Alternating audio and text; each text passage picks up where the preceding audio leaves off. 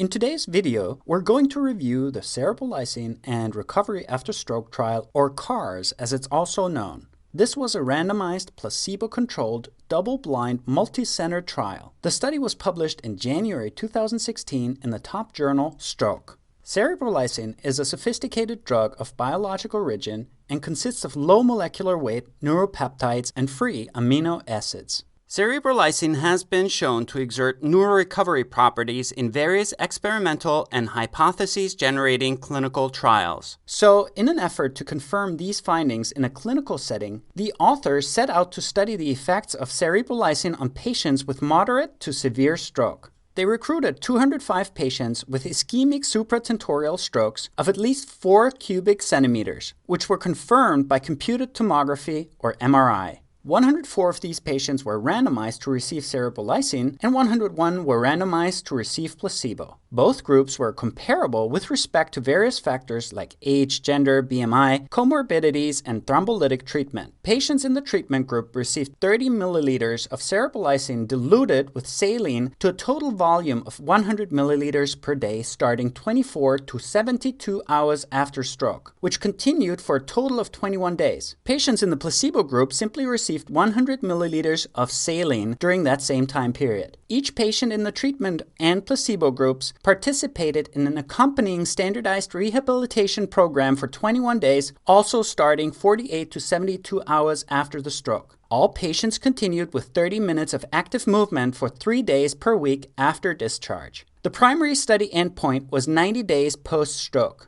The authors assessed various functional parameters at baseline and at day 90 and compared them to see if cerebrolysin had any beneficial effects. So here's what they measured. The primary outcome was upper limb motor function as measured in change in the Action Research Arm Test score. They compared the median scores of the Action Research Arm Test at baseline as well as on days 7, 14, 21, 42, and 90 after stroke in patients on cerebrolysin versus placebo.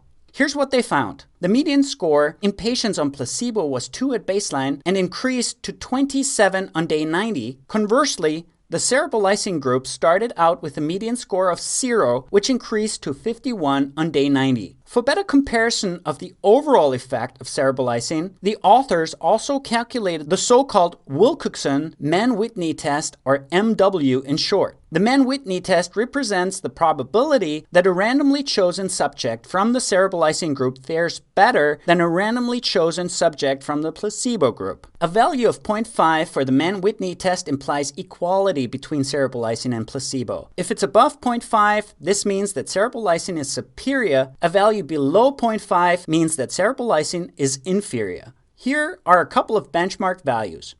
They calculated the Mann-Whitney statistic for days 7, 14, 21, 42, and 90. Here are the results. On day 7, the Mann-Whitney statistic was 0.53. The confidence intervals overlap 0.5, which means that this result is not significant. However, day 14 is where things start to get significant with a value of 0.62, day 21, 0.64, day 42, 0.68, and day 90, 0.71. So overall, cerebrolysin was associated with a large superiority compared to placebo when it comes to the Action Research Arm Test. But that's not the whole story. The study also looked at a couple of secondary outcomes apart from upper limb motor function, like gait velocity, fine motor function, global neurological state, the level of disability in daily life, the extent of aphasia, the extent of neglect, quality of life, and finally, the extent of depression.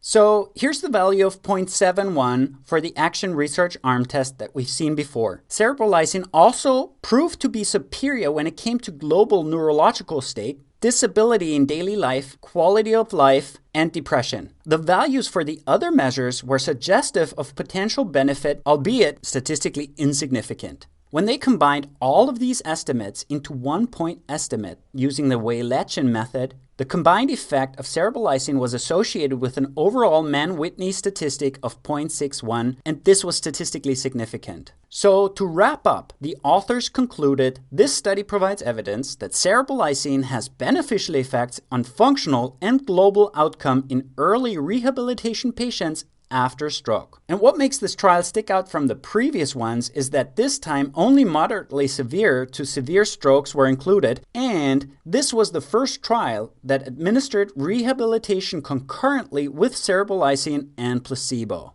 Throughout the trial, Cerebrolysin's safety profile was comparable to that of placebo, suggesting that the drug possesses a favorable risk-benefit ratio. So we hope you enjoyed this video. Absolutely make sure to stay tuned for more interesting teaching content to come.